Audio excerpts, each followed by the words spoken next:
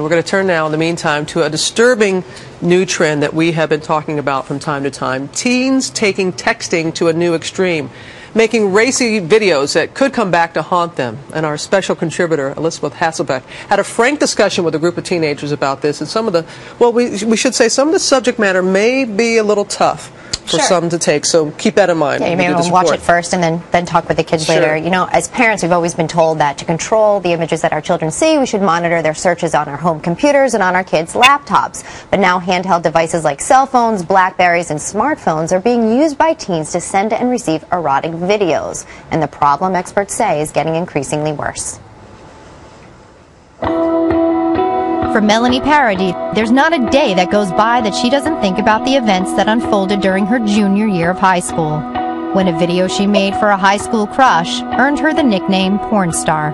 We went to the same school, and he asked me to send him a video using my webcam of me taking my clothes off. I did it after school one day and sent it to him.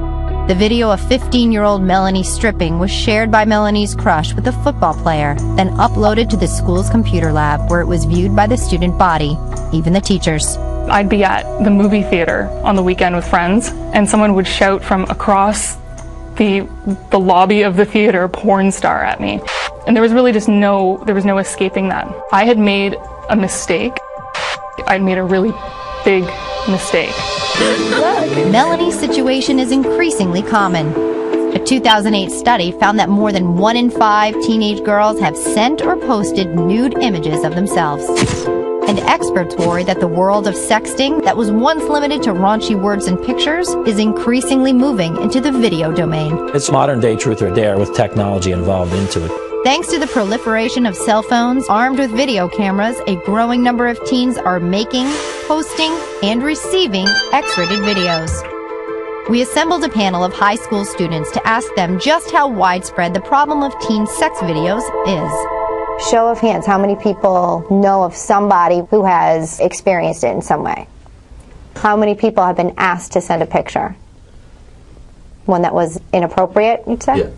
What's going on now in terms of sexting? I think it starts off with a picture, and so finally, like, they do the video thing, and it's more drastic. What sort of things are being sent over video? Personal body parts are being sent, a sexy sort of pose. Probably recordings of actual sex. Yeah. Is that common? Yeah. You log into Facebook, let's say, or even into your email, and you get a link from your friend, right, in an email, and you're like, oh, all right, let me see it. And then you click on it, and it's something you really don't want to see. Is there any fear of being sort of caught? They don't think about it. People don't know there's a consequence for it. It's not treated as something that has major consequences. The situation was recently made fun of on the hit television show Glee. Hey, can you help us out? Yeah. Lauren and I are gonna make a sex tape. So I can get a recording contract. But internet safety experts like Sergeant Thomas Rich say the videos are no laughing matter. Well, unfortunately, a lot of our youth feel that oral sex isn't sex. And so what happens is now if they start to engage in oral sex, then it becomes, funny because we have a smartphone, and then we can capture that, and then I can share it with my friends or show them. That has become common. The pressure, the teens told me, to send illicit material begins at a shockingly young age. I was asked for a picture in 7th grade to send one. And the illicit images tend to go viral, the teens told me, when there's a breakup. It's all fine until they break up, and then that's when the pictures go everywhere. That's a lesson Julia Kirouac learned the hard way. After she broke up with her boyfriend last fall, he shared the sexy images with other students she says he'd pressured her into making for him.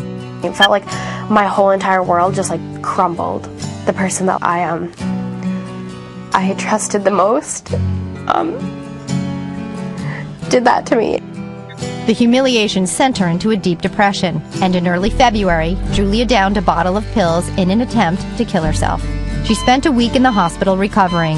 Girls don't have to do this. Now she says she's learned a powerful lesson she wants to share with other teens. If they think that they need to send pictures or videos to a guy that they're dating or that they like, it's not worth it at all. Even the chance that this could happen, I would never wish this upon anybody.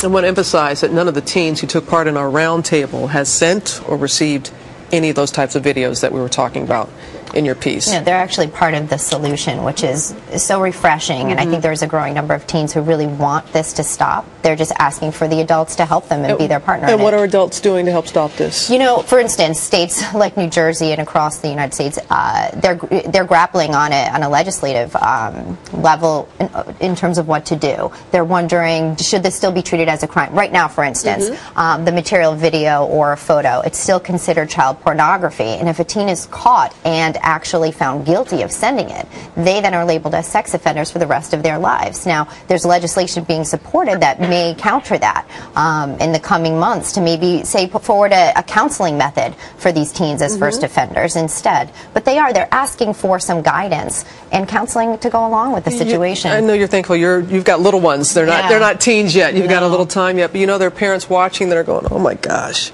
Sure.